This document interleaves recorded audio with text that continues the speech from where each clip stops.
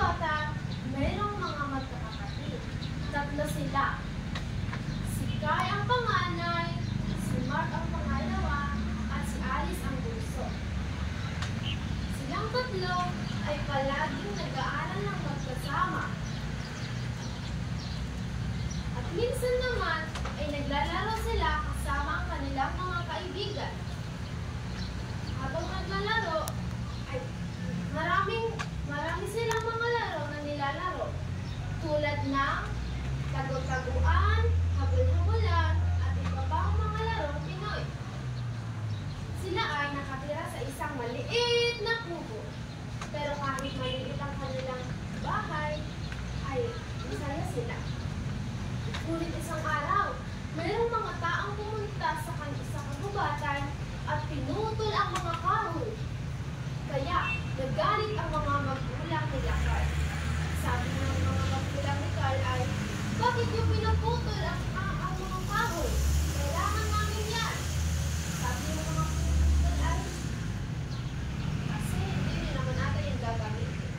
Pasensya ka na, hindi na kami makapagpaalam sa iyo.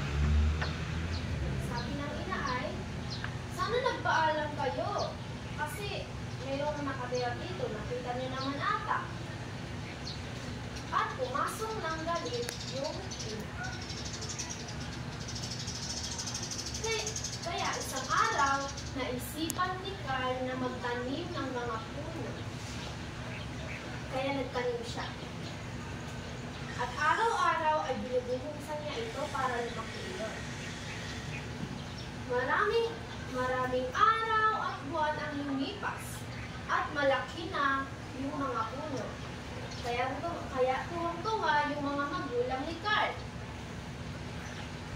Pero isang araw, habang naghuhukay si Carl, ay meron siyang nahukay na isang gintong medalya. Kaya pinulot niya iyon.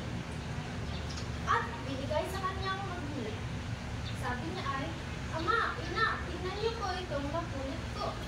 Isang gintong medalya.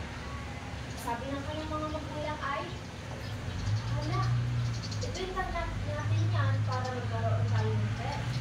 At binentahan nila iyon. Kaya nagkaroon sila ng maraming pera.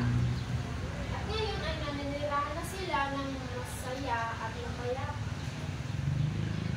At dito na po nagtatapos ang aking kwento. Tandaan, dapat pangalagaan natin ang ating kalikasan dahil mahalaga iyon sa atin. Yun lamang po, hanggang sa muli!